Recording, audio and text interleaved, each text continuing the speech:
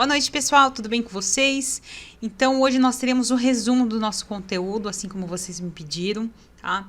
Eu sei que tem muito conteúdo e às vezes pode bagunçar um pouquinho. Hoje eu vou tentar fazer um resumo dessa matéria para vocês ali meio rápido, mas, tá? Que vocês possam entender o ciclo e a ordem desses hormônios, de como eles são produzidos.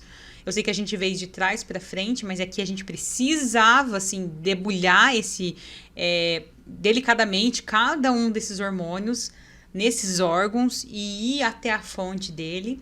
Depois também que eu terminar os hormônios hipofisários e terminar os hormônios hipotalâmicos, eu vou descer de novo um resumo, só que de cima para baixo para vocês entenderem, tá? A produção, tudo bem mais fácil. Esse vai ser um resumo só para vocês não se perder na metade do caminho. Se mesmo assim, depois dessa aula, vocês ainda ficarem com alguma dúvida, pergunta, fale, toque no ponto para mim, que eu posso dar mais uma pincelada, posso comentar um pouquinho mais sobre o assunto, às vezes que vocês acham que precisa, tá? Então vamos lá. O que são os hormônios? Hormônios, eles vão ter a função, tá, no nosso organismo de regulação, de desenvolvimento de alguns órgãos e o estímulo para a produção de outros hormônios. Então, basicamente, essa é a função dos hormônios. Lembrando que, tá? Quando esse hormônio atingir ali um órgão, ou desenvolver um órgão, ou estimular a produção de hormônio, ele vai estar, então, estimulando todo o nosso metabolismo, ou estimulando o funcionamento de um órgão específico para a funcionalidade do nosso corpo. Então, os hormônios, eles têm a responsabilidade de equilíbrio do nosso corpo. Então, todo o nosso bem-estar, todo o nosso desenvolvimento do nosso organismo, metabolismo, vão estar sendo controlados por esses hormônios. Então, sem eles, é impossível a sobrevivência, tá? Eles são essenciais para a nossa vida.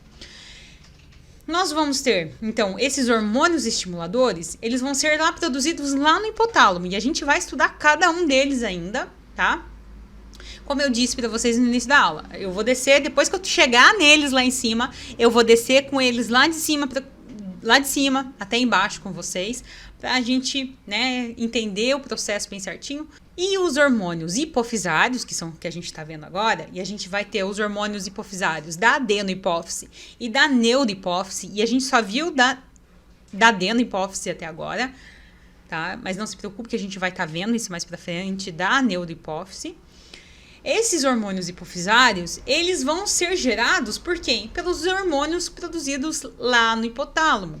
Então, vai descer o hormônio na hipófise, tá? Vai estimular a hipófise a produzir. Ah, professora, mas esses hormônios hipofisários como é que eles vão decidir assim, agora você vai produzir, sei lá, o TSH, agora você vai produzir o FSH. Não.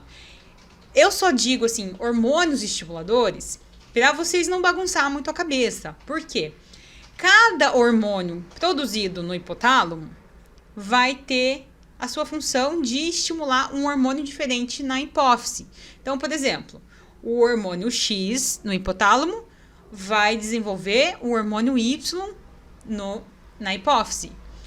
Um outro hormônio produzido lá, W, no meu hipotálamo, vai produzir Z na minha hipófise, entendeu? Então, existem hormônios específicos que vão estimular hormônios específicos na hipófise. Então, cada um vai ter a sua função de estimular um hormônio diferente, só que a gente não se preocupa. Isso a gente vai ver ainda nos hormônios hipotalâmicos, tá? Esses hormônios hipofisários, eles vão ter uma grande função, que é a função de estimular a produção de mais hormônios em órgãos diferentes, tá? Então, vamos relembrar. Então, como eu tinha dito, esses são os hormônios, tá? Hipotalâmicos. Esses nominhos, essas letrinhas aqui, vocês vão aprender, tá? Cada um deles vai ter a função de estimular um hormônio, tá? Que são esses aqui, o TSH, o ACTH, o FSH, o LH, GH, prolactina, tá? Cada um desses aqui vai ter a função de estimular a produção desses aqui, tá? Na neurohipófise, até pode ignorar isso aqui, a gente ainda vai aprender sobre esse hormônio, mas não se preocupem, tá? Só se preocupem em saber que na adenohipófise através de hormônios hipotalâmicos que vão estimular, vão descer até a minha hipófise e vão falar assim, opa, agora eu preciso de TSH, tá baixo lá no meu organismo. Vamos produzir? Vamos. Então ele vai produzir o TSH. O hipotálamo vai receber o estímulo no cérebro, tá? Até ele, que vai dizer que não tem um ACTH. E assim por diante, tá? O hipotálamo vai receber o estímulo de que tem falta ou excesso desse hormônio. E dependendo se há falta, ele vai fazer e liberar hormônios para a hipófise para dizer produza mais. Ou ele vai dizer para a hipófise, opa, ele vai mandar hormônios inibidores, tá? Que vai dizer, opa, parou e a produção desse hormônio, tá? Isso a gente vai ver mais pra frente, mas só para vocês entenderem como é que é o processo, tá? Então, na hipófise vai ter esse estímulo, essa produção, e, por exemplo, o TSH, quando ele é produzido na hipófise, ele vai para a corrente sanguínea e vai chegar até a minha tireoide. E lá na tireoide ele vai se instalar, ele vai estimular a tireoide a produzir o T3 e o T4, tá? Que são os hormônios tiroidianos. E se, tá, esses hormônios estiverem desregulados, ou o TSH estiver em baixa quantidade, e esse T3 e T4 não estivesse funcionando, e a gente já viu isso, mas se tiver os níveis desregulados, esse indivíduo pode estar tendo ali um problema de hipotiroidismo ou hipertiroidismo. Hipo, quando tiver baixa quantidade desses hormônios, hiper, quando tiver excesso desses hormônios, tá? O ACTH vai ser produzido também lá na minha hipófise quando precisar, tá? Chegar até onde? Lá na minha glândula suprarrenal. E isso foi a primeira matéria que a gente viu esse ano. Tá lá os meus rins bonitinho, a glândula suprarrenal. Ela vai estar chegando até essa camada superior, tá? Chamada de glândula suprarrenal, e ela vai ser responsável ali pela produção do cortisol. O cortisol, ele é um hormônio fundamental, porque é ele que estimula, tá? Então, quando a gente precisa de um estímulo maior para o nosso organismo, quando a gente passa por algum impacto, algum susto, a gente precisa desse cortisol para reagir. Então, a importância do cortisol é fundamental. Sem o cortisol, a gente não tem, vamos dizer assim, o ânimo para trabalhar. Então, pessoas com baixo cortisol têm a tendência de emagrecer muito. E pessoas com excesso de cortisol tendem a engordar muito. O FSH e o LH vão ser hormônios que vão estar atuando juntos. Por quê? Eles vão estar atuando lá nas gônadas. Quem são as gônadas? São um sistema reprodutor tanto feminino quanto masculino, tá? Então, eles vão ter a sua função ali de produção de espermatozoide, vão estar ali relacionados com a liberação de óvulo, com a formação de folículos, todo o ciclo menstrual da mulher. Então, tanto no homem quanto na mulher, eles estão presentes, eles precisam estar presentes para que isso ocorra, todo esse processo e esse funcionamento do sistema reprodutor. O GH, ele vai estar presente, tá, no nosso organismo, atuando em todas as células.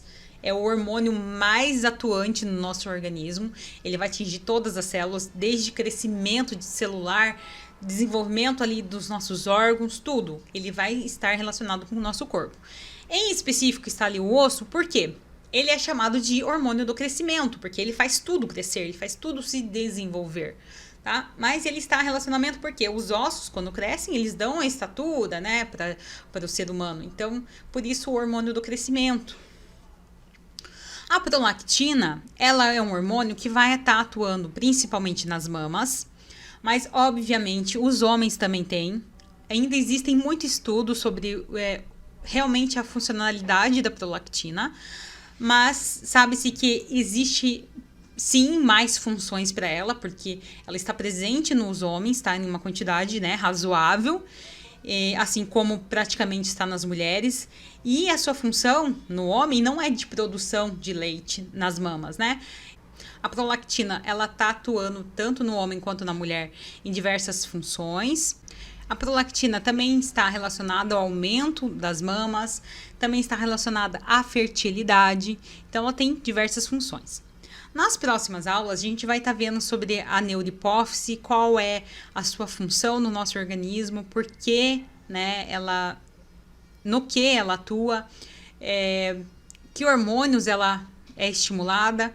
E depois que a gente terminar a neurohipófise, então a gente vai para o hipotálamo, ver todos esses nominhos aqui, tá? Essas siglas aqui que não parecem nem um pouco bonitas, mas são tranquilos, tá? Assim como a adenohipófise foi tranquilo, a gente viu ali a produção dos hormônios que vão estar ali regulando o nosso organismo, tá?